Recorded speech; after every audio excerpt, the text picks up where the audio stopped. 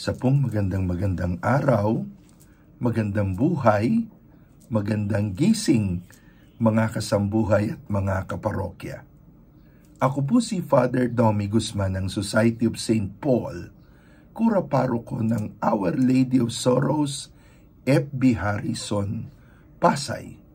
Ito po ang dambana ng Mater Dolorosa de la Pieta, kaisa-isang parokya ng Society of St. Paul sa Pilipinas at sa Macau. At gayon din po, ito ang ikalawang pinakamatandang parokya ng lungsod ng Pasay. Tayo po ngayon ay nasa Biyernes na naman ng ika-11 linggo ng karaniwang panahon, Friday of Ordinary Week number 11. At ang ating pong pagbasa ay Mateo chapter 6 verse 19 to 23. Pero bago po yan, binabati natin ng happy birthday ang atin pong isa sa mga members ng Team Couple ng MEFP, si Nerissa Francia. Happy birthday. Ayan. Matthew 6, 19 to 23 ay patuloy po nating binabasa, pinag-aaralan yung daan ng righteousness o pagiging matuwid na ipinapangaral ng Panginoon sa kanyang Sermon on the Mount. Siguro po ang isang mahalagang bahagi ng buhay, pamumuhay sa daigdig na ito, kailangan nating gumamit ng mga ari-arian at mga kayamanan. Sa pamagitan nito, nagagawa natin ang mga bagay na dapat nating gawin.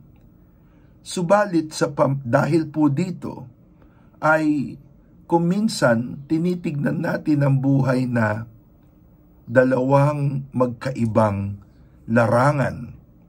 Ang larangan ng material at ang larangan ng espiritual. No?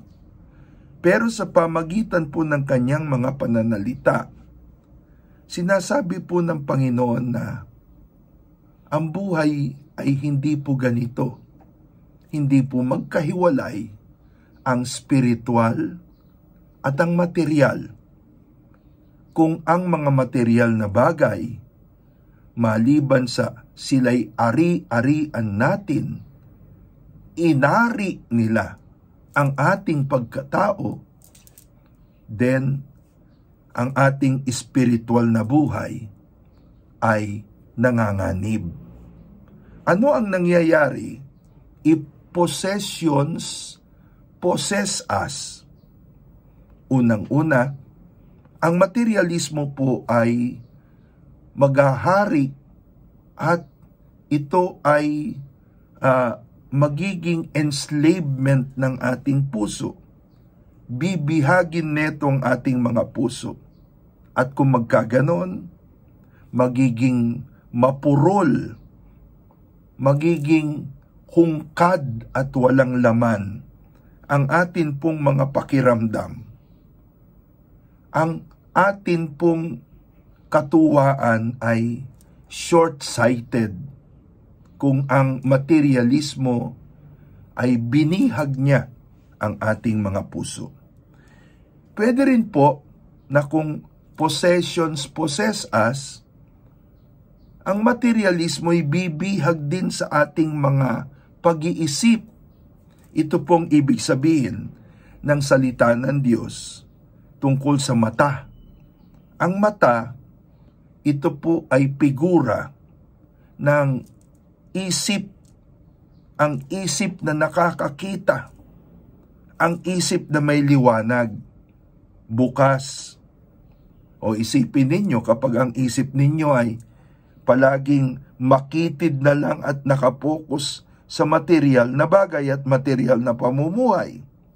Di para kang isang mata na natakpan at hindi na makita ang kabuuan, then you move and you function accordingly. Unfocused, double ang paningin mo, mahirapan kang gumalaw ng stable. Pangatlo, mga kapatid, ang materialismo hindi lang bumibihag sa puso, hindi lang bumibihag sa isip.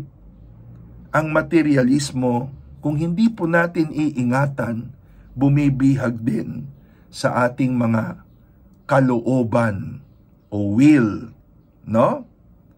Kung ang buhay po natin ay nakapokus na lang sa pagpaparami ng ari-arian, maliban sa hungkad ang kalooban, mararamdaman natin ang kadiliman.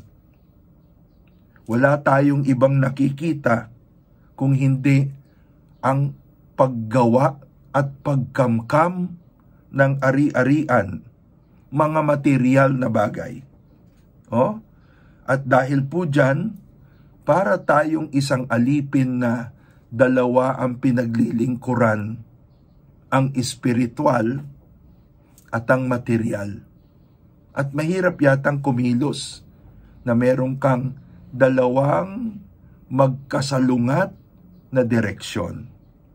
Kaya nga po, alam nyo, talagang expensive ang pagiging super mayaman. Maliban sa ikaw ay kailangang gumawa, ikaw ay kailangang magtrabaho ng todo-todo, no? Lahat ng oras mo nakabuhos dyan. Expensive ang pagiging super mayaman.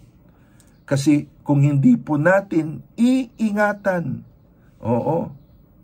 kakamkamin neto at aalisin neto ang ating espiritu. Mawawala ang espiritu natin sa buhay. Sana po nakatulong at nakapagbigay ng liwanag sa ating kaisipan at puso itong ating pong pagkagising sa umaga.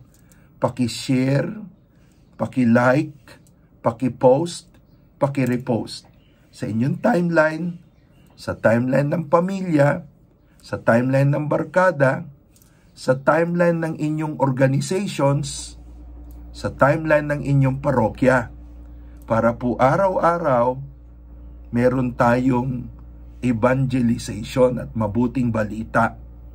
At paki-introduce po sa inyong makakilala ang atin pong evangelization channel, ang YouTube channel na Domi Guzman at ang Facebook page na Pagkagising sa Umaga.